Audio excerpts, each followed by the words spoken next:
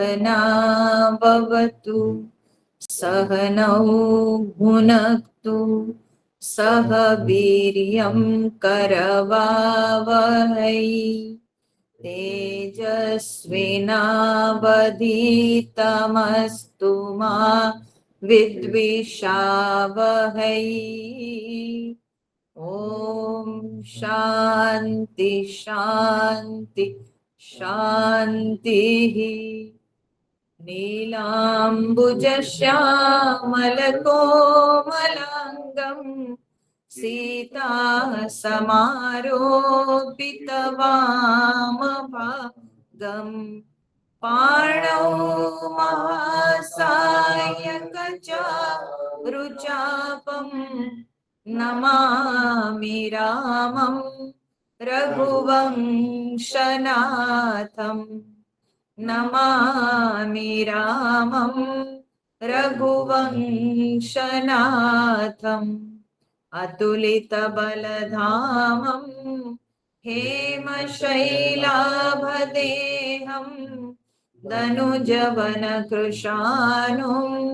ज्ञानिनामग्रगण्यं सकलगुणनिधानं वानराणामधीशं रघुपतिप्रियभक्तं वातजातं नमामि रघुपतिप्रियभक्तं वातजातं नमामि।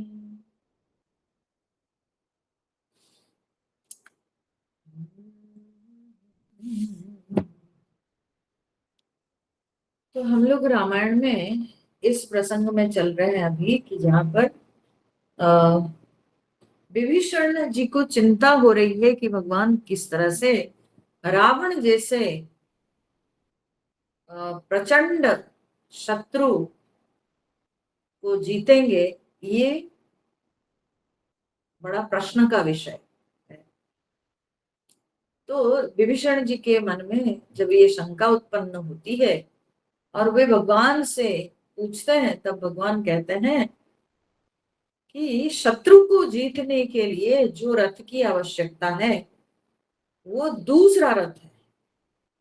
वो यह रथ नहीं जो आप देख रहे हो युद्ध क्षेत्र में सबके पास है, बल्कि वो दूसरा रथ है जो कि मेरे पास है। और वो रथ क्या है? तो यहाँ पर भगवान धर्म रथ का वर्णन करते हैं। क्यों धर्म रथ इसको कहा जाता है? क्योंकि इसमें इस रथ के जितने सारे लक्षण बताए गए हैं वे सारे लक्षण जो है सद्गुणों का जो है ना, सद्गुणों को अंग के रूप में कहा गया। तो ये सारे के सारे जो सद्गुण हैं, इन सद्गुणों को लेकर तो धर्म ही होता है। तो इसीलिए यह धर्म रथ का भगवान यहाँ पर वर्णन करते हैं। तो उस धर्म रथ का जो वर्णन है वो हम लोग पिछले सत्संग में आधा देखे थे, आज और आधा देखेंगे। पहले पाठ कर लेते हैं हम लोग 79 दोहा के बाद। रावणुरथी बिरथ रघुबीरा देखी विभीषण भयउ अधीरा अधिक प्रीति मन भा संदेहा बंदी चरण कह सहित सनेहा नाथ नरथ नहीं तन पद त्राना केहि विधि जित बबीर बलवाना सुनहु सखा कह कृपा निधाना जहि जय होई सुस्यंदन आना सौरज धीरज तेहि रथ चाका सत्यशील दृढ़ ध्वजा पताका बल विवेक दम परहित घोरे क्षमा कृपा समतार जुजोरे ईस भजनु सारथी सुजाना बिरति चर्म संतोष कृपाना दान पर सुबुद्धि शक्ति प्रचंडा, वर विज्ञान कठिन को दंडा, अमल अचल मन त्रोन समाना, समझ मनियम सिली मुख नाना, कवच अभेद विप्र गुरु पूजा, एहि सम विजय उपायन दूजा, सखा धर्ममय असरथ जाके, जीतन कहन कतमुरी पुता के, महा अजय संसार रिपु, जीति सकई सो वीर, जाके असरथ हो दृढ़, सुनहु सखा मति धीर, सुनि प्रभु बचन विभीषण, हर्षि गहे पद कंज, एहि मिस मोहि उपदेसेउ, राम कृपा सुख पुंज, उत्पचार दस कंधर, इत अंगद हनुमान, लरत निशाचर भालु कपि, करि निज निज प्रभुआन।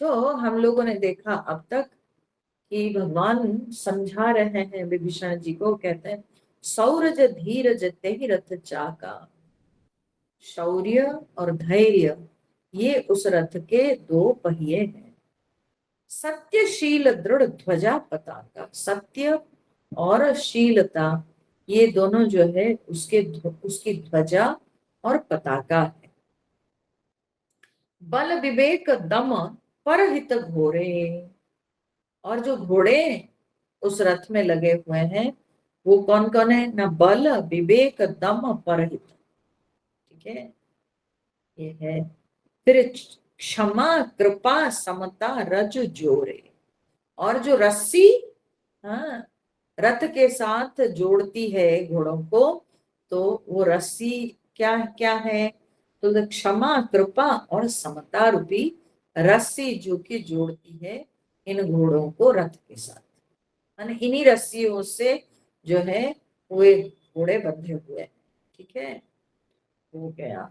अब इसके बाद यहां तक हम लोग देखे थे, अब इसके बाद भगवान यहाँ पर कहते हैं ईस भजन सारथी सुजाना, ईस भजन, ठीक है ईश भजनु यानी भगवान का भजन, परमात्मा का भजन, सारथी सुजाना, सुजान सारथी, देखिए कई बार ऐसे होता है कि रथ के पहिया टूट जाता है,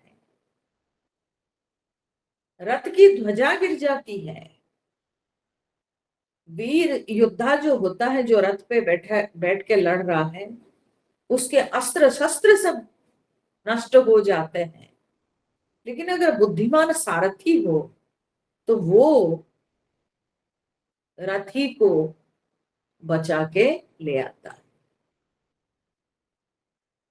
ठीक है तो बुद्धिमान सारथी जो है वो बहुत काम का होता है, वो हर प्रकार से यही कोशिश करता है कि जो मेरे रथ पे बैठा हुआ रथी योद्धा उन वे सुरक्षित रहें, उनकी सुरक्षा के लिए सारथी नित्य निरंतर प्रयास करता है, रथी तो लड़ता है, सारथी रथ चलाता है, परंतु रथ चलाते हुए उसका ध्यान रहता है कि रथी की रक्षा, ठीक है यहाँ तक कि कई बार हम लोग महाभारत में भी पढ़े हैं और अन्य स्थानों में भी हम लोग पढ़े हैं शास्त्रों में कि जिसमें रथ भी टूट जाता है तो सारथी घसीट के ले आता है, ठीक है सारथी योद्धा को जो है घसीट के ले आता है और ले आके उसको जो है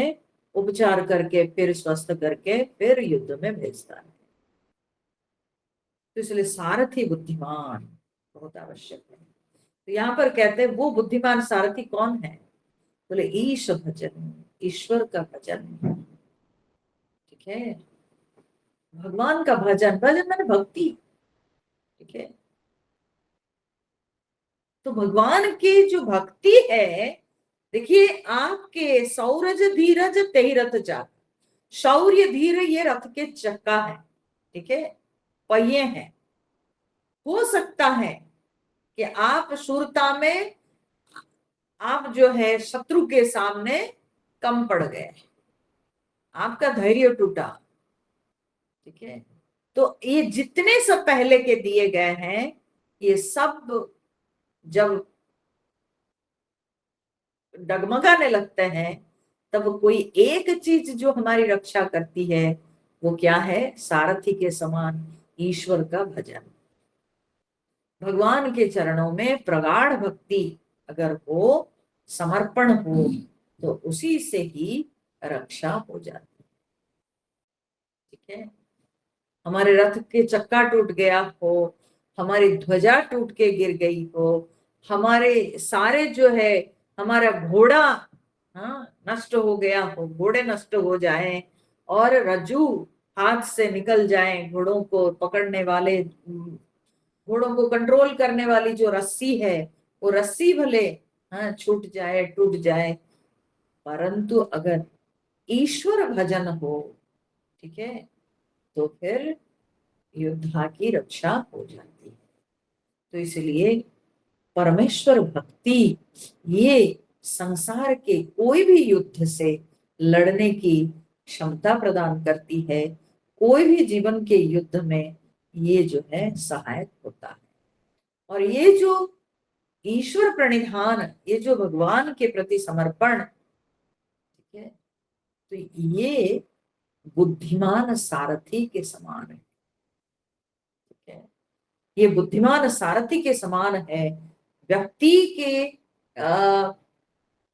जीवन के संकट जब बहुत भारी पड़ जाए, समस्या बड़ी दिखे, और व्यक्ति के ये सारे चीजें जैसे कि रथ के चक्का के समान शौर्य धैर्य धैर्य हो, ठीक है, और उसके जो है उस रथ के ध्वजा पताका के लिए सत्यशील, ये सब ढीला हो जाएगा। लेकिन अगर व्यक्ति का समर्पण भगवान में हो, तो फिर व्यक्ति उठ खड़ा हो जाता है और जीवन के संग्राम में फिर आगे बढ़ता है, क्योंकि परमेश्वर से उसको शक्ति मिलती है। ईश भजनो सारथी सुजाना, इसलिए ईश्वर का भजन जो है वो बुद्धिमान सारथी के समान है। विरति चर्म संतोष कृपाना, विरति चर्म, विरति मतलब क्या है ना? वैराग्य। चर्म मतलब क्या होता है ना? ढाल। ठीक है, ढाल, ये ढाल जो होता है थाली के जैसे होता है, अंदर से पकड़ने वाला होता है, ऐसे थाली के जैसे होता है। इससे जो है योद्धा वो अपनी रक्षा करता है। वो जब तलवार से प्रहार करना चाहता है तो ढाल आगे दिखा करके वो अपनी रक्षा करता है। अपने बाहु भुजाएं, क्योंकि कोई तलवार से कोई काट देगा बाहु भुजा को, तो इसलिए बड़ा ढाल लेकर के आगे दिखाता है, तो तलवार का प्रहार उसी पर पड़ता है। और इस तरह से जो है योद्धा अपनी भुजाओं की रक्षा करता है। ठीक है? तो ये है जो विरति चर्म, वैराग्य जो है ना वो ढाल के समान। व्यक्ति के जीवन में एक बड़ा शत्रु क्या होता है ना? राग, आसक्ति। और वैराग्य किसको कहा जाता है? बोले आत्मा को छोड़कर अन्य सभी विषयों में दोष दृष्टि रखने को वैराग्य कहा जाता है। आत्मा को छोड़कर अन्य सभी विषयों, वो घर कहिए, वो परिवार कहिए, वो नाम कहिए, यश कहिए, धन कहिए, जितने जो भी चीज कहिए, इंद्रियों के सारे विषय, सब कुछ, सबके सब दोषों से परिपूर्ण है। सबके प्रति दोष दृष्टि रखनी चाहिए। ये जो आत्मा को छोड़ के अन्य सभी विषयों के प्रति जो दोष दृष्टि रखना होता है, इसी को वैराग्य कहा जाता है। सब में दोष देखना है, किसमें क्या कमी है ये देखना चाहिए। दोष दृष्टि, और दोष दृष्टि जिस विषय के प्रति आती है, उस विषय के प्रति आकर्षण खत्म हो जाता है। आप जैसे बाजार में गए हो, कोई सब्जी खरीद रहे हो, अगर किसी सब्जी में कोई दोष देखोगे, उसको कभी खरीदोगे? कभी नहीं। कपड़ा खरीदने जाते हो, अगर उस कपड़े की प्रिंट कहो या उसके जो धागा है उसमें अगर कहीं कोई कमी नजर आई, तो फिर आप उसको छोड़ दोगे कि नहीं? क्यों लेंगे भाई? कितना भी दुकानदार कहता है नहीं वो कुछ खास ये नहीं है, वो कोई आपको डिस्टर्ब नहीं करेगा, ये वो, आप क्या कहोगे? बोले कि अरे भाई, जब हम पूरा पैसा देंगे, हम काहे के लिए ऐसे, हाँ, जिसमें कोई कमी है, ऐसी चीज को हम क्यों लेंगे? आप यही तर्क करते हो ना? तो कोई भी चीज में अगर आपको कमी नजर आ जाती है, तो आप उस वस्तु को त्याग देते। और शास्त्र कहता है आत्मा को छोड़कर अन्य सभी वस्तुओं में दोष दृष्टि रखनी चाहिए। ठीक है? तो ये जो दोष दृष्टि की भावना है जगत के प्रति, इसी को कहते हैं वैराग्य। यही है वैराग्य। बस दोष ढूंढते जाइए, जब दोष ढूंढिएगा अपने आप अटैचमेंट खत्म हो जाएगा। कोई व्यक्ति के प्रति आकर्षण होता है, लेकिन दिखेगा अरे ये तो बड़ा गुस्सेल है ना, बहुत गुस्सेल है, कुछ भी दोष नजर आ गया, मुझे लगता है नहीं नहीं नहीं, ये कभी मेरे मित्र नहीं हो सकता, इसके साथ जो है बंधुता, दोष नजर आ, दोष नजर आने से अपने आप ही आसक्ति खत्म हो जाएगी, आकर्षण खत्म हो जाएगा। तो इसलिए साधक के लिए ये जो है ना वैराग्य, ये बहुत आवश्यक है। और भगवान यहाँ पर कहते हैं ये वैराग्य जो है ये ढाल के समान व्यक्ति को सुरक्षित रखता है। ठीक है? सुरक्षित रखता है, उसके ऊपर क्षत विक्षत होने से, ये संसार के विषय उसके ऊपर हावी होने से पहले ये ढाल बनकर के वैराग्य जो है उसकी रक्षा करता है। तो इसीलिए यहाँ पर भगवान कहते हैं वैराग्य रूपी ढाल। ठीक है? और फिर संतोष कृपाना, ढाल तो अपने हाथ में रहता है, अपने हाथ में लेके उसमें अपने आप को सुरक्षित रखा जाता है। माने दूसरे के प्रहार से अपने को सुरक्षित, दो उपाय है। जो वीर योद्धा होता है वो दो उपायों से अपनी रक्षा करता है। एक, ढाल पकड़ करके दूसरे के प्रहार से अपने को बचाता है। दूसरा, अपने हाथ में दूसरे प्रकार के अस्त्र शस्त्र लेकर के वो जो है शत्रु के ऊपर आक्रमण करके अपनी रक्षा करता है। ठीक है? तो वैराग्य अपने पास रहना है, ढाल के जैसे वैराग्य जो है अपने पास धारण करना है, अपने अंदर धारण करना है। तो वैराग्य को जब हम धारण करते हैं तो हम संसार के साथ लड़ाई में जीत सकते हैं। ठीक है, ये अपने साथ होना चाहिए। वैराग्य हमेशा अपने अपने साथ होना चाहिए। ठीक है, तो इसलिए भगवान यहाँ पर कहते हैं विरति चर्म। हाँ, यहाँ चर्म माने क्या होता है ना, ढाल। ठीक है, चर्म का तात्पर्य यहाँ पर ढाल है। फिर उसके बाद भगवान कहते हैं संतोष कृपाना। हाँ, अच्छा, कृपान माने क्या होता है ना, तलवार। ठीक है, ऐसे शास्त्र में कृपाण को अर्थ करते हुए अन्य शास्त्रों में कहा जाता है खड़ग पुत्रिका। मतलब क्या है ना, छोटा तलवार, खड़ग पुत्रिका, खड़ग पुत्री। ठीक है, सो खड़ग पुत्री मतलब क्या है ना, छोटा तलवार। कृपाण सरदार लोग रखते हैं ना, तो वो ही खड़ग पुत्री। तो बोलते हैं वो मेखला के समान उसको जो है रख के लटका सकते हैं। ठीक है, तो वो है यहाँ पर कृपाण।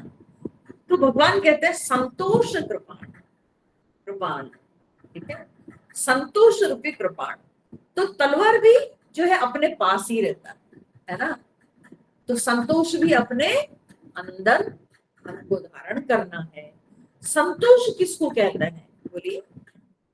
संतोष कहते हैं कि हमारे पास जो है, जो प्राप्त वस्तु है, हाँ? तो उसी से अपने आप को परिपूर्ण समझना चाहिए। हाँ? उसी से अपने को परिपूर्ण समझना चाहिए, उसी से जो है तृप्ति अनुभव करना चाहिए। इसको कहते हैं संतोष। जो भी है, यदृच्छा लाभ संतुष्ट, जो भी मिला है बस उसी में संतुष्ट, गीता में भगवान ने कहा। ठीक है, तो जो प्राप्त है हमारे पास, तो प्राप्त वस्तु। अब देखो वैराग्य क्या है ना, जो बाहर से आता है उसमें दोष दृष्टि देख करके वो सबसे अपने को बचाना। संतोष क्या है, जो हमको प्राप्त है ऑलरेडी, तो उसी से अपने अंदर से ये अनुभव करना है कि मैं परिपूर्ण हूं, मुझमें अपूर्णता नहीं है, जो भी मुझे प्राप्त है बस भरपूर है, बहुत है। तो ये संतोष है। तो संतोष जो है वो कृपाण है। ठीक है, ये छोटा जो है तलवार के समान। और ये कृपाण जो होता है ना, आप देखो कृपाण के ऊपर विचार कीजिए, तो कृपाण में क्या होता है ना, दोनों तरफ धार होता है। ठीक है, दोनों तरफ धार होता है। और कृपाण हमको तीन ओर से बचाता है, बाईं ओर, दाईं ओर, इधर भी मार सकते हैं और उधर भी मार सकते हैं और सामने भी मार सकते हैं, है ना। तो तीन ओर से कृपाण यानी तलवार जो है वो हमको बचाता है। ठीक है, तो इस प्रकार से संतोष जो है वो हमको काम, क्रोध और लोभ, ये तीनों से बचाता है। ठीक है, संतोष हमको काम, क्रोध, लोभ से बचाता है। ठीक है, जो व्यक्ति के अंदर संतोष है उसको और भोगने की इच्छा नहीं रहती है, तो इसलिए काम से बचाता है। जो व्यक्ति अंदर से संतुष्ट है तो उसकी कोई आशा नहीं कि आशा पूर्ति नहीं होने से गुस्सा आएगा, वो सदा संतुष्ट है। तो जो संतुष्ट है उस व्यक्ति के अंदर कभी क्रोध नहीं हो सकता, क्योंकि क्रोध कहां से उत्पन्न होता है, आशा से। कामना की पूर्ति जब नहीं होती है, आशा की पूर्ति नहीं होती है, तभी क्रोध होता है। लेकिन उसके अंदर कोई आशा है ही नहीं, वो तो संतुष्ट है। तो इसलिए संतोष क्रोध से बचाता है। लोभ से भी बचाता है, क्योंकि और की इच्छा नहीं, जितना प्राप्त है उसी से परिपूर्ण है। तो और आवे और मिले, ऐसे जो लोभ, ये लोभ प्रवृत्ति से भी संतोष बचाता है। तो जैसे तलवार हमको तीन ओर से बचाता है, वैसे संतोष भी हमको काम क्रोध और लोभ से बचाता है। तो जो व्यक्ति के पास संतोष है, बोलिए तो उसको संसार को जीतना क्या बड़ी बात रहेगी? क्योंकि काम क्रोध लोभ से वो मुक्त रहेगा, तो उसको ये संसार में आगे बढ़ना उसके लिए बहुत बड़ी बात नहीं। तो इसलिए ये तलवार के समान है, संतोष जो है वो तलवार के समान है। ठीक है, तो वैराग्य ढाल है और संतोष कृपाण तलवार है, जो कि तीन ओर से बचाता है। फिर दान परशु, दान जो है वो फरसा है। जैसे परशुराम जी के फरसा है, गणेश जी के फरसा है, ये जितने जानते हैं, मैं पढ़ रही थी, हालांकि मैं अभी याद नहीं रखी हूँ, नहीं तो जितने सब कहे गए हैं ना, जो सब क्या बोलते हैं अस्त्र शस्त्र, सब ये सब अस्त्र शस्त्र के एक अधिष्ठात्रु देव है, देव देवी है। ठीक है, जैसे फरसा के देवता है गणेश जी, गणेश जी के हाथ में रहता है ना, हाँ, तो गणेश है उसके देवता। तो सब तलवार मैंने सब अस्त्र शस्त्र के भी तो देवता है ना, तो जितने सब दिए गए ना, ये सब देवा देवी। तो कहते हैं दान परशु, दान जो है ना वो फरसा। अब देखो फरसा का काम क्या होता है? फरसा का काम होता है कि ढाल से तो आप अपना बचाव के अपने हाथ में रखें, ठीक है, और तलवार से आपके पास कोई आएगा तो आप उसको जो है, कोई शत्रु जब आपके निकट आता है तो तलवार से उसको मार दिया जाता है, काट दिया जाता है। ठीक है, परंतु कोई शत्रु अगर थोड़ा दूर में है तो क्या किया जाएगा? तो उस जगह फरसा काम होता है। फरसा को फेंका भी जा सकता है और हाथ में पकड़ के रखा भी जा सकता है, दोनों काम होता है। ये एक बात है। दूसरी बात यह भी है कि कठिन वस्तु को तोड़ने के लिए फरसा काम आता है। फरसा पत्थर को भी तोड़ देता है। ठीक है, तो रथ आदि में जो सारे मान लो खंबे हैं, ये है वो है, तो फरसा से जो है रथ को तोड़ा जा सकता है। तलवार नहीं कर सकता है वो चीज, तलवार टूट जाएगा, कठिन वस्तु को काटने में तलवार टूट जाएगा, लेकिन फरसा काम आता है उस समय। तो इसीलिए शत्रु के ऊपर विजय प्राप्ति करने के लिए ये सब विभिन्न प्रकार के अस्त्र शस्त्रों का प्रयोग किए जाते हैं। तो ऐसे कठिन वस्तु को तोड़ने के लिए फरसा काम में आता है। दूर में थोड़ा कोई है तो उसके ऊपर फरसा फेंका जा सकता है, उसके ऊपर फरसा फेंक करके आक्रमण किया जा सकता है।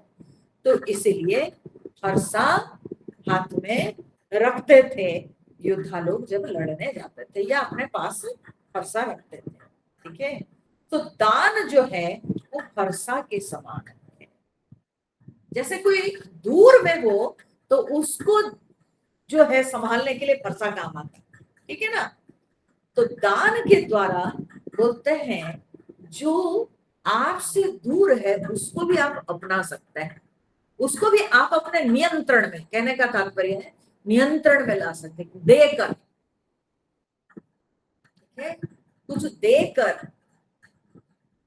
कभी कभी क्या होता है कि जो व्यक्ति के मन में आपके प्रति माने जो आपकी नजदीक ना हो, जिसके माने मानसिक भावना के स्तर पे जो आपके नजदीक ना हो, जो आप के साथ शत्रुता आचरण करता है, पराया भाव रखता है, कभी कभी दान के द्वारा उसके मन को बदलाकर उसको अपने अधीन किया जा सकता है। जैसे फरसा दूर व्यक्ति के ऊपर फेंक के उसको नियंत्रण किया जाता है, जो थोड़ी सी दूरी पर जो शत्रु है, वैसे दान के द्वारा दूसरे पराये लोगों को भी अपना बनाया जा सकता है, उनको अपने नियंत्रण में लाया जा सकता है। तो इसलिए दान यहाँ पर गोस्वामी तुलसीदास जी कहते हैं अरसा है। सबके अंदर कुछ रहस्य छुपा हुआ है कि आखिर ये चीज को क्यों इसी के साथ तुलना की, ठीक है, क्यों तुलना। और जैसे फरसा कठिन वस्तु को तोड़ने में सहायक होती है, तो बोलते हैं कि वैसे ही दान दे करके आप कठिन से कठिन हृदय वाले व्यक्ति को भी आप कमजोर कर सकते हैं, उसको कमजोर किया जा सकता, उसको लालच देकर, उसको लालच देकर जो है उसके मन को बदल सकते हैं और उसको जो है अपने नियंत्रण में ला सकते हैं। तो कितना भी वो कठोर क्यों ना हो, लेकिन जब वो वस्तु के लोभ में आ जाता है तो फिर वो पिघल जाता है या वो टूट जाता है। तो जैसे कठिन वस्तु को फरसा काट देता है, तो वैसे ही ये जो है काम देता है। दान परशु, दान भी वैसे ही है। फिर बुद्धि शक्ति प्रचंड, बुद्धि जो है वो प्रचंड शक्ति है, वो प्रचंड शक्ति। तो बोले फरसा आपसे कोई 3-4 हाथ दूरी पर है तो उस पर फरसा फेंका जा सकता है, लेकिन कोई उससे अधिक दूरी पर है, ठीक है, तो तब उस पर शक्ति फेंका जाता है, ठीक है। तो प्रचंड शक्ति ये क्या है ना, बर्छी है। शक्ति मतलब बर्छी, बर्छी वाला जो भी कही, ठीक है। तो बुद्धि शक्ति प्रचंड, बुद्धि जो है वो बर्छी के समान है, पैनी, बड़ी पैनी हुई होती है, और वो जो है दूर तक उसको फेंका जाता है। बुद्धि भी वैसी चीज है, वो दूर की चीज को समझ लेती है। यहाँ पर बुद्धि माने कौन सी बुद्धि ना, सात्विक बुद्धि की बात कही जाती है। जो सात्विक बुद्धि है वो बहुत आगे जो घटना घटने वाली है वो उसको भी समझ लेती है, उसको भी विचार कर लेती है। तो इसलिए बुद्धि जो है वो प्रचंड शक्ति, जो चीजें इंद्रियों के पास नहीं है परंतु बुद्धि विचार करके समझ लेती है। वैसे ही कोई व्यक्ति जो दूर में हो उसके ऊपर आप बर्छी फेंक करके उसको अपने नियंत्रण में ला सकते हैं। तो वीर योद्धा के पास बुद्धि भी तो चाहिए ना, बुद्धि तो चाहिए, तो बुद्धि रूपी प्रचंड शक्ति होना चाहिए। तो भगवान कहते हैं बुद्धि शक्ति प्रचंड, पर विज्ञान कठिन कोदंड। पर विज्ञान, पर विज्ञान माने पर विज्ञान अर्थात श्रेष्ठ ज्ञान, ठीक है। श्रेष्ठ, श्रेष्ठ ज्ञान मतलब क्या है, अध्यात्म ज्ञान, ठीक है। तो पर विज्ञान कठिन कोदंड, ये क्या है ना, कठिन कोदंड, कोदंड माने धनुष। ऐसे भगवान राम जी के धनुष का नाम भी कोदंड है, परंतु कोदंड शब्द भी है एक, धनुष को संस्कृत में कोदंड कहा जाता है, ठीक है। ये नहीं कि भगवान के धनुष का नाम यहाँ बताया गया, भगवान वो नहीं कह रहे हैं, भगवान इन जनरल कहते हैं कोदंड माने धनुष होता है, तो श्रेष्ठ विज्ञान रूपी धनुष। अब देखो, कोई अगर 1000 दूर में हो, 100,000 मील दूर, तो उसके लिए क्या काम करता है? धनुष का है, धनुष काम आता है। इसीलिए धनुर्विद्या में सबसे उत्तम, कोई योद्धा का सबसे उत्तम जो आयुध है वो कहा जाता है धनुष। ठीक है? जो धनुर्वेद में विभिन्न प्रकार के अस्त्र शस्त्रों का वर्णन आता है, उसमें योद्धा के श्रेष्ठ आयुध के रूप से धनुष को कहा गया, क्योंकि धनुष से वो जिसको नहीं देख रहा है उसको भी वो मार सकता है। शब्द भेदी बाण दशरथ जी चलाए थे ना, तो ऐसे अब अर्जुन देखिए, नीचे देख के ऊपर मार दिया, है ना, धनुष से ना, परछाई को देख के नीचे, पक्षी को, दूर से पक्षी को भी मार दिया, पक्षी के आंख को मारा। ठीक है? और द्रौपदी के स्वयंवर में वो तो परछाई देख करके ये कर दिया। ठीक है?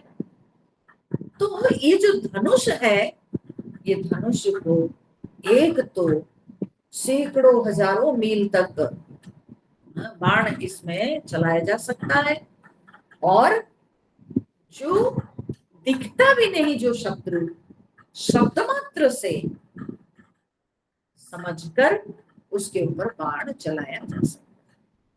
इसलिए धनुष ऐसा बाण है जो दिखाई पड़ने वाला शत्रु, उस पर भी आक्रमण होता है, ना भी दिखाई पड़ता हो उस पर भी आक्रमण हो सकता है। तो इस प्रकार से धनुष को इसलिए श्रेष्ठ आयुध माना गया।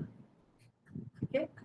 तो ये देखिए, सबके लिमिटेशन है, समझ रहे हैं? जो धीरे धीरे धीरे धीरे धीरे धीरे हाँ कैसे बढ़ता है। पहले है कि आपके सामने कोई शत्रु आके आपको आक्रमण करे, सबसे पहले आपके पास ढाल होना चाहिए।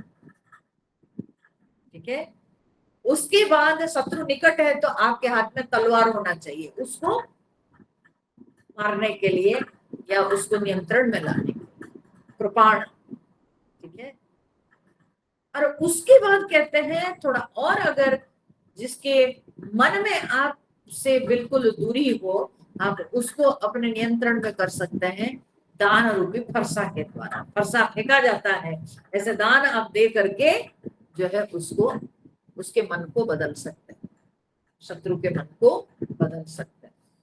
तो दान रूपी फरसा, जो कि थोड़ी सी दूरी पर कोई हो तो उस पर फेंका जा सकता है। उससे भी थोड़ी और दूरी हो तो शक्ति पर्ची फेंका जाता है। ठीक है? मान लीजिए 10-12 हाथ दूरी पर है कोई, या 15 हाथ दूरी पर कोई है, तो उस पर बर्छी फेंका जा सकता है, या 100 हाथ तक कहा जाता है। 10-12 हाथ से लेके 100 हाथ दूरी तक कहते हैं बर्छी फेंका जा सकता है। परंतु जो बाण है वो 1000 हाथ दूरी तक भी बाण फेंका जा सकता है। केवल 1000 हाथ दूरी दृश्यमान शत्रु नहीं, अदृश्य भी जो शत्रु है उस पर भी बाण फेंका जा सकता है, बाण मारा जा सकता है। इसलिए धनुष सबसे श्रेष्ठ माना गया। तो वर विज्ञान कठिन को दंडा, तो श्रेष्ठ विज्ञान, श्रेष्ठ विज्ञान का तात्पर्य है न अध्यात्म, ये व्यक्ति के लिए धनुष के समान कार्य करता है, क्योंकि अध्यात्म ज्ञान से व्यक्ति सब कुछ को समझता है, इहलोक परलोक, सबसे दूरी। ठीक है? सब कुछ को वो समझ लेता है अध्यात्म ज्ञान के द्वारा। तो इसलिए ये व्यक्ति के लिए सर्वोत्तम आयुध है, जो व्यक्ति को ये संसार से बचाता है, ज्ञान। ज्ञान व्यक्ति को संसार से बचाता है। भगवान यहाँ पर कहते हैं वर विज्ञान कठिन कोदंडा, ये जो है धनुष के समान है, ये सबसे श्रेष्ठ अस्त्र है, इससे बढ़कर कुछ नहीं। ये पुराने जमाने की बात, आजकल की बात नहीं कही जा रही है, ठीक है ना। आजकल तो तरह तरह के निकल गए हैं, बंदूक है, मिसाइल से है, बंदूक है, क्या क्या है सब, ठीक है। पर पहले जमाने के हिसाब से सब। फिर भगवान कहते हैं अच्छा धनुष है तो बाण रखने के लिए भी तो जगह होना चाहिए ना। तो तर्कस, तर्कस क्या है ना, अमल अचल मन त्रोण समान। तो अमल अचल मन, मन ही तर्कस के समान है। मन के अंदर ही विज्ञान है, ज्ञान विज्ञान सब कुछ मन के अंदर छुपा हुआ, ठीक है। हाँ? मन के अंदर ही सारे बाण रखे हुए। तो इसलिए क्या है, ये मन जो है त्रोण के समान है, अर्थात तर्कस के जैसे। अमल अचल मन त्रोण समान, तर्कस के जैसे ही ये मन है, जिस मन के अंदर बाण है सब, ठीक है। बाण, अब एक ऐसा मन ना अमल और अचल, अमल और अचल। अमल माने क्या है, निर्मल पवित्र, और अचल माने क्या है, अचल माने स्थिर।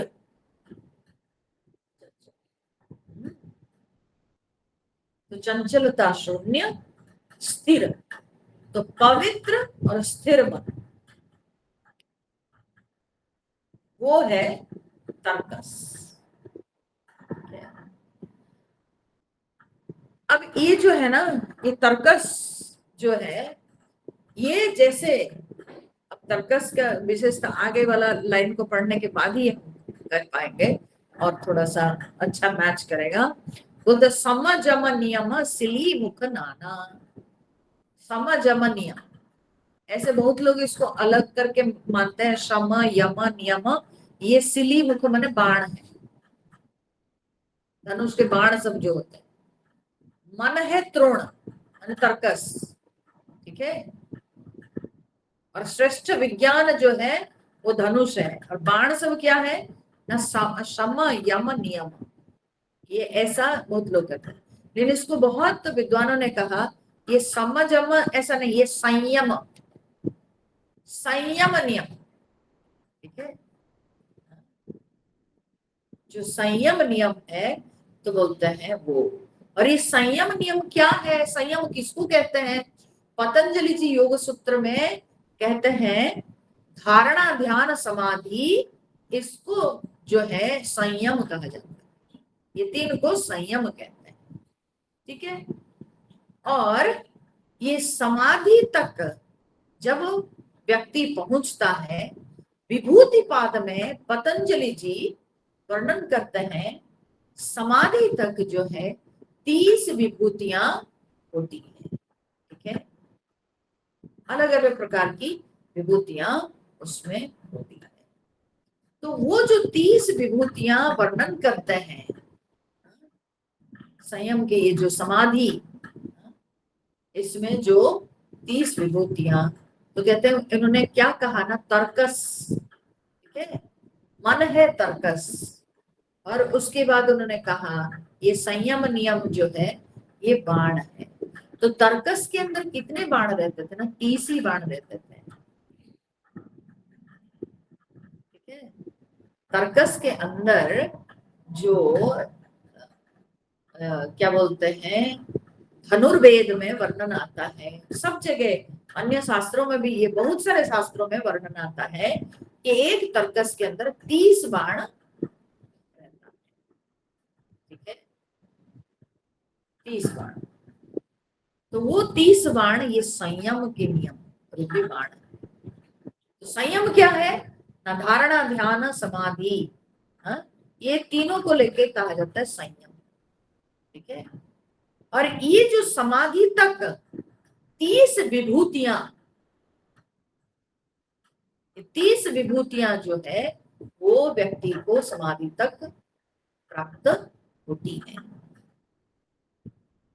जो कि उसके पास बाण के समान है। ठीक है, 30 बाण के समान है। ठीक है, सो मन रूपी तर्कस के अंदर ये 30 विभूतियों के समान 30 बाण है। तो वो मन कैसा ना, पवित्र और स्थिर मन। तो व्यक्ति जो पवित्र और स्थिर मन में साधना करता है, तो संयम नियम में वो जब प्रवेश करता है, तब उसको 30 विभूतियां प्राप्त होती। ये 30 विभूतियां उसको हमेशा रक्षा करती है। कोई भी योगी या साधक को ये 30 विभूतियां हमेशा रक्षा करती है। और यही 30 विभूतियां जो है ये बाण के समान होते हैं। और ये बाण जो कि कहाँ पर है, आखिर मिलता हमको मिला कहाँ से? बोले तर्कस के अंदर। तो तर्कस कौन सा है ना, मन है। जब व्यक्ति मन को ठीक रखता है तो उसको ये 30 विभूतियां प्राप्त होती है बाण के जैसे। ये उसके अंदर है।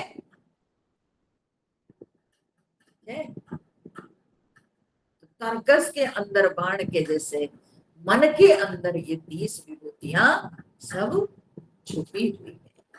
इस मन को अगर हम सुधार देंगे, मन को अगर ठीक रखेंगे, तो निश्चित रूप से हमको ये 30 जो ये कहिए क्या उपलब्धि, ये 30 उपलब्धियां को अनुभव होती। इसीलिए हम लोग शास्त्र में पढ़ते हैं, प्रार्थना करते हैं, तन्मे मन शिव संकल्प, मेरा मन हमेशा शिव संकल्प हो, शुभ संकल्प वाला बने, मेरा मन शुद्ध हो, मेरा मन पवित्र हो, मेरा मन स्थिर हो। तो जब मन हमारा स्थिर हो जाता है, पवित्र हो जाता है, शुद्ध रहता है, तब उसी मन के अंदर से हमको ये 30 उपलब्धियां बाण के समान प्राप्त होती, जो कि हमेशा साधक की रक्षा करते हैं। के समझ में आ रहा है? नहीं समझ में आ रहा है ना? तो मन जो है वो पवित्र मन तर्कस है, और उस पवित्र मन के अंदर जो 30 बाण है, संयम नियम जो बाण है, वो समाधि के 30 विभूति। कितने सिस्टमेटिकली दिया गया है, और कैसे इन सब का शास्त्र के साथ लिंक। ऐसा नहीं सोचिए कि मन में आया लिख दिया। कितने अध्ययन किए होंगे गोस्वामी जी, विचार किए होंगे कितने, सोचिए, उसके बाद वो ऐसे लिखे। सब चीज को सम्मिलित करके और अच्छा समन्वय बना के कैसे लिखे, वो समझना बहुत आवश्यक है। फिर आगे कहते हैं, कवच अभेद विप्र गुरु पूजा। और अभेद कवच है, जिस कवच को कोई भेद नहीं कर सकता है, वो कौन सा है? जैसे कर्ण के पास कवच और कुंडल था, ठीक है, इसलिए उसको कोई जीत नहीं सकता था। वो अभेद कवच कौन सा ना, विप्र गुरु पूजा, ब्राह्मण और गुरु की पूजा।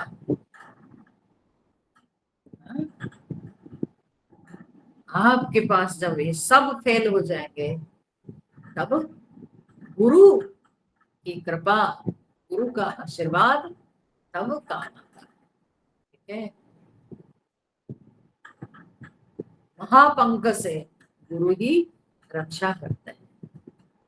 संसार रूपी कीचड़ से, संसार रूपी दावानल से गुरु ही रक्षा करते हैं। गुरु की शरण में रहकर ही शिष्य संसार का सामना करता है।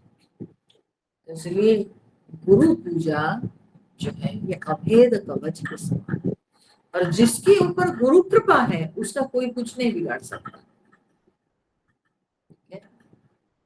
उसका कोई कुछ नहीं बिगाड़ सकता। तो ब्राह्मण गुरु पूजा, विप्र गुरु पूजा, तो ब्राह्मणों का आशीर्वाद जिस पर हो और गुरु के आशीर्वाद हो वो तो अभेद कवच के समान, सबसे बढ़कर। क्योंकि ये देखिए, ये ऊपर से हम लोग जो पढ़ते आ रहे हैं, ये जितने सारे सद्गुण हैं, ये सारे सद्गुण आते हैं कब? जब व्यक्ति गुरु की शरण में आता है, गुरु जब रास्ता दिखाते हैं, गुरु के मार्ग पर जब साधक चलता है, तब जाके उसका जीवन सुधरता है, तब जाके उसके अंदर ये सारी दैवी संपत्तियां तब धीरे धीरे प्राप्त होती है।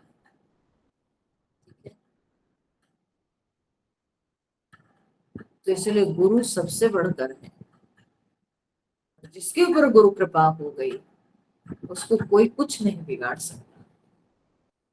तो भगवान इसलिए कहते हैं कवच अभेद विप्र गुरु पूजा। ब्राह्मण और गुरु की पूजा जो है वो अभेद कवच के समान,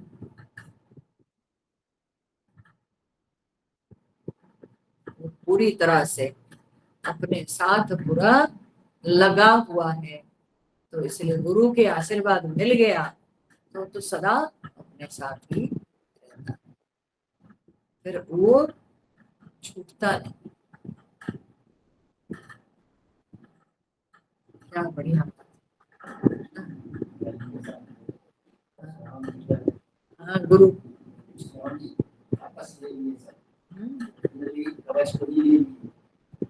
के साथ लेना मुश्किल हो जाता है। सही बात है एकदम। इसलिए ये जो गुरु की कृपा, इसको शब्दों में नहीं बखान सकते। गुरु की ज्ञान तभी तो जो है कर्ण से मांग के ले लिया पहले, बोले कि इससे कवच ले लेना बहुत आवश्यक। कवच ले लेने के बाद वो कमजोर हो गया, और ये कवच जब बंधा रहता है व्यक्ति को हमेशा हर नेगेटिव एनर्जी से कवच रक्षा करता है, प्रत्येक आसुरी शक्ति से कवच रक्षा करता है। तो ऐसे ही गुरु के आशीर्वाद वो हमेशा साधक की रक्षा करता है, हर विकट परिस्थिति में, हर प्रकार के नकारात्मक जो सारी शक्तियां हैं वो सबसे रक्षा करता है। ये है कवच। फिर यही सम विजय उपाय न दूजा। फिर भगवान कहते हैं अंत में इसके समान विजय उपाय न दूजा, विजय का दूसरा उपाय ही नहीं है। अर्थात उस व्यक्ति के लिए कोई शत्रु बच नहीं जाता है,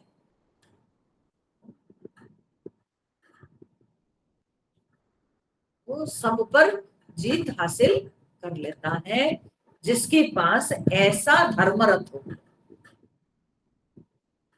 ऐसे गुणों का संग्रह जिस व्यक्ति के पास है, सद्गुणों का संग्रह जिसके पास है, वह व्यक्ति के लिए संसार में कोई शत्रु उस व्यक्ति के समक्ष टिक नहीं सकता। ठीक है, दूसरा कोई शत्रु उसके लिए है ही नहीं, माने टिक नहीं सकता है उस व्यक्ति के लिए।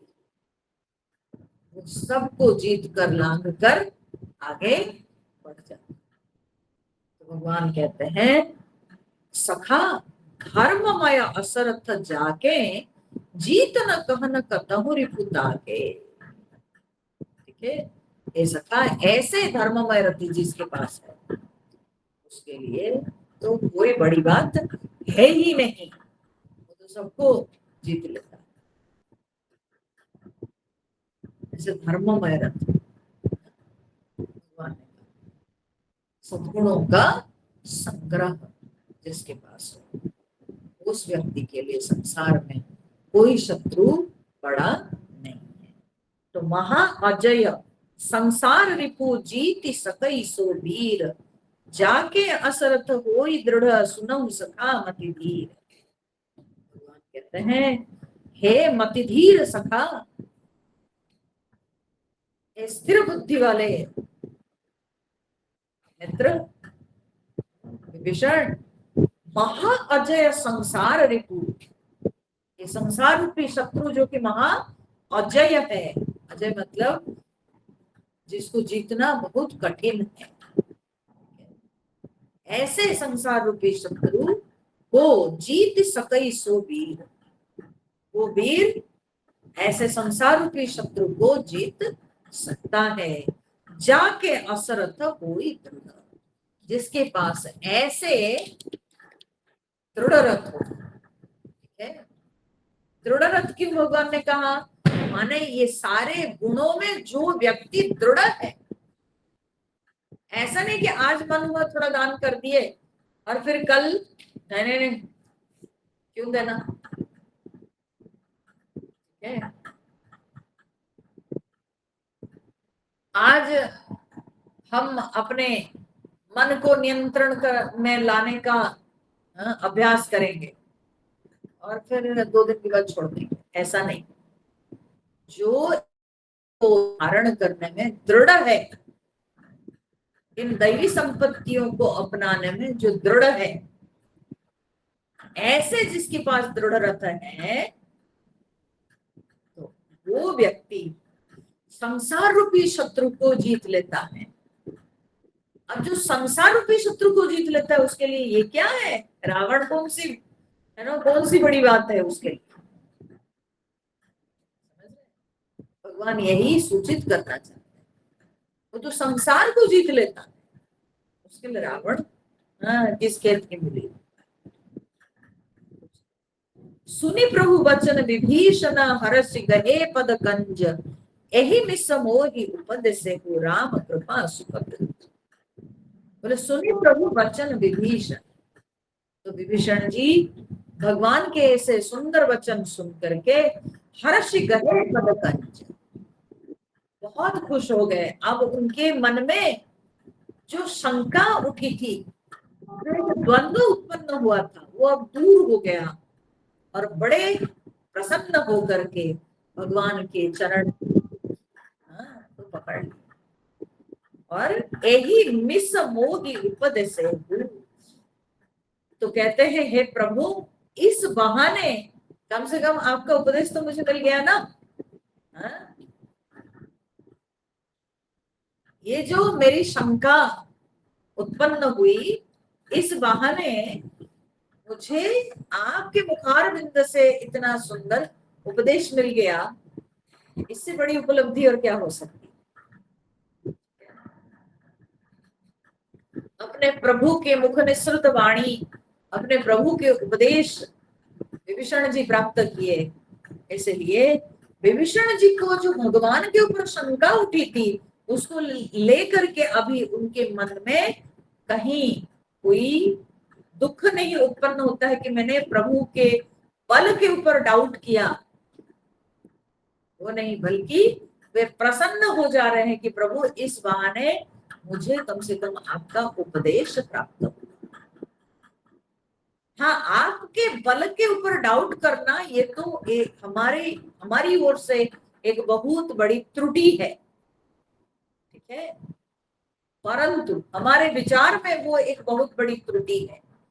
परंतु मैं इस बात को लेकर खुश हूं कि कम से कम इस बहाने मुझे आपका उपदेश प्राप्त हो गया। मेरे मन में भी कम से कम ये शंका और कभी नहीं रहेगी कि जो व्यक्ति यतो धर्म ततो जय, तो जिस तरफ धर्म है जीत तो उसी तरफ। तो जिसके पास धर्म है उसकी जीत सुनिश्चित है। ये महाभारत का जो है वाक्य गांधारी जी ने कहा था। किनको? ना अपने पुत्रों को भी कहा था, पांडवों को भी कहा। युद्ध के पहले जब उनके आशीर्वाद लेने आए तो उन्होंने यही कहा, या तो धर्म ततो जय। धर्म जिस तरह जीत उस। बस इस सेंटेंस के द्वारा वो सब कुछ बोल दी। हाँ, इसी में ही है। हाँ, महाभारत में ही है।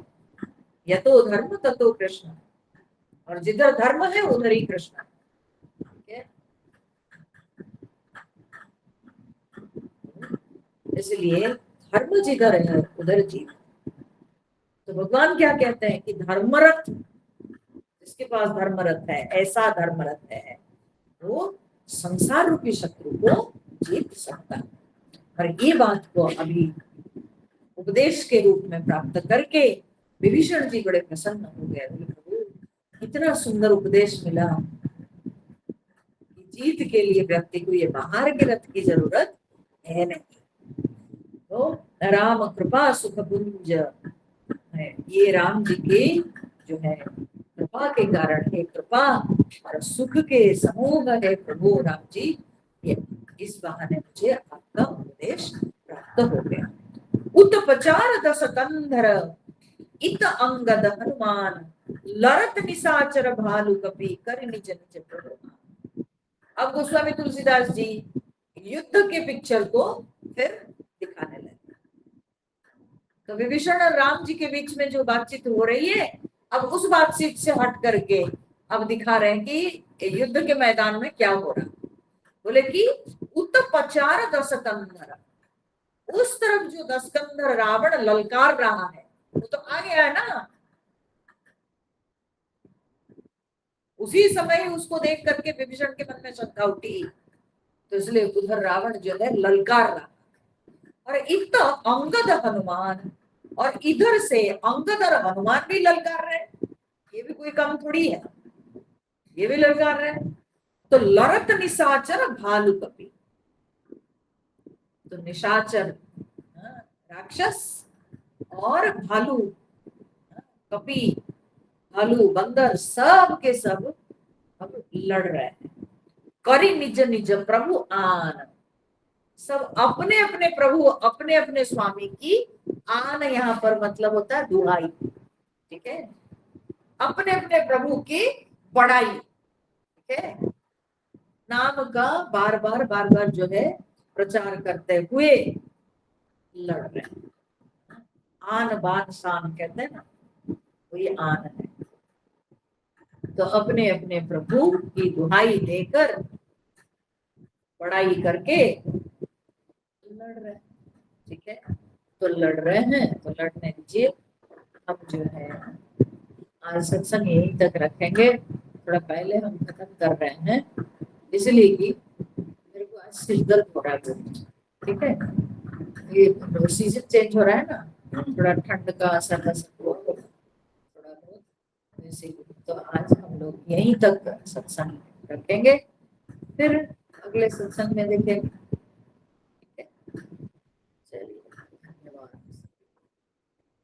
श्री राम जय जय राम, श्री राम जय जय राम, श्री राम जय जय राम, श्री राम जय जय राम, श्री राम जय जय राम, श्री राम जय जय राम, श्री राम जय जय राम, श्री राम जय जय राम, जय सीताराम जय हनुमान। बोलिए सियावर रामचंद्र भगवान की जय। पवन सुत हनुमान की जय। उमापति महादेव की जय।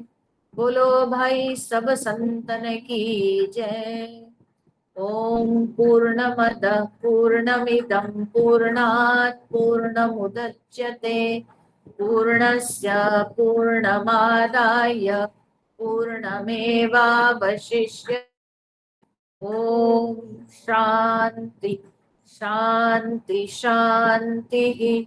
हरि ओम। श्री गुरुभ्यो नमः। हरि ओम।